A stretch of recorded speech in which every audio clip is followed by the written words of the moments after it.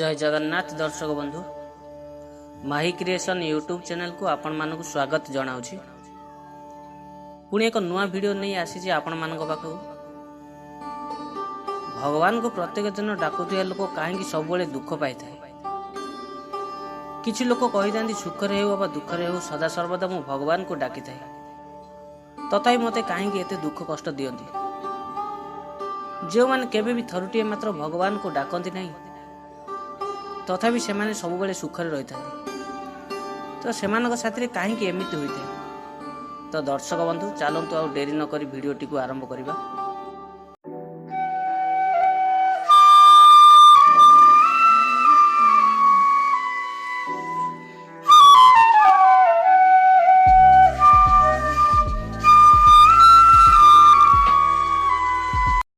गोटे ग्राम रे जड़े पंडित रोता, से पंडित गोटे गायटीए थाए। ग्रामर आर पाखर गोटे मंदिर टे थाए। ब्राह्मण प्रतिदिन मंदिर को जाई भगवान को पूजा अर्चना करता। से ब्राह्मणटी अति दरिद्र था। गाई ठारू जहाँ किछि क्षीर मिली थाए ताहाकु बिक्री करी निज पेट को पोषता।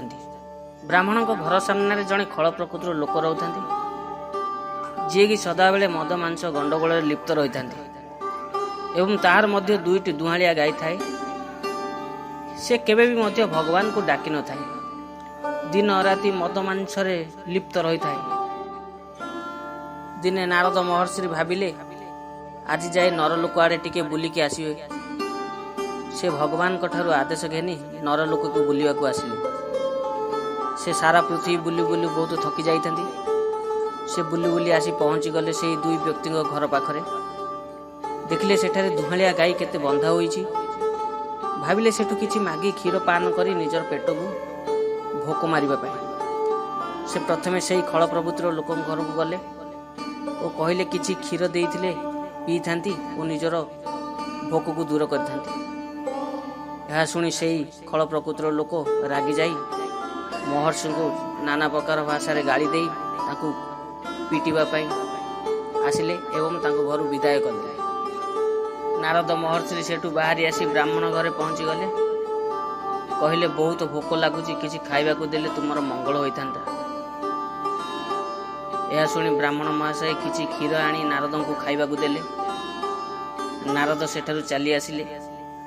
किछि दिन बीतीगला।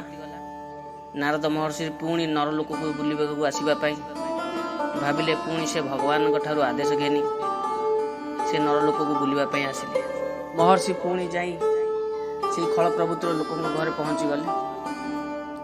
देखिले सेठी तार दुईटी गाई बदल बढ़ी 15टी गाई हो जाइए।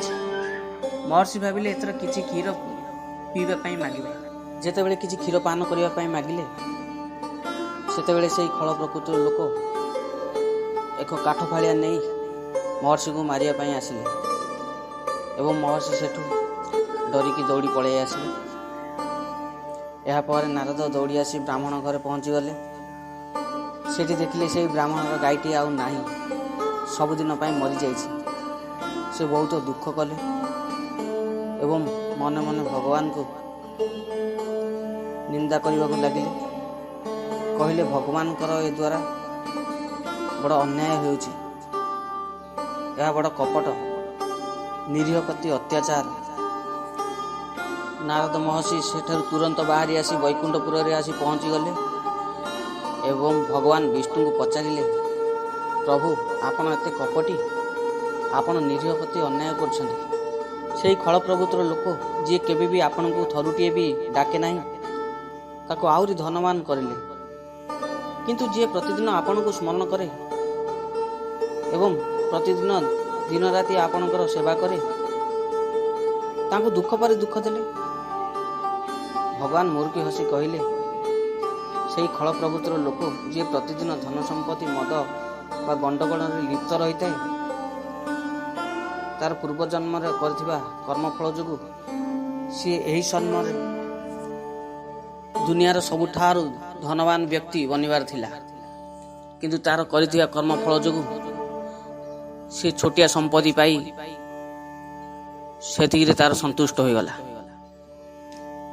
किंतु सेही दुखी ब्राह्मण जे प्रतिदिन मोर सेवा करुଥାଏ ठीक यही समय तार बहुत बड़ अनिष्ट होता जहाँकि छोटिया गोटे भूल रे तार विपद टलीगला।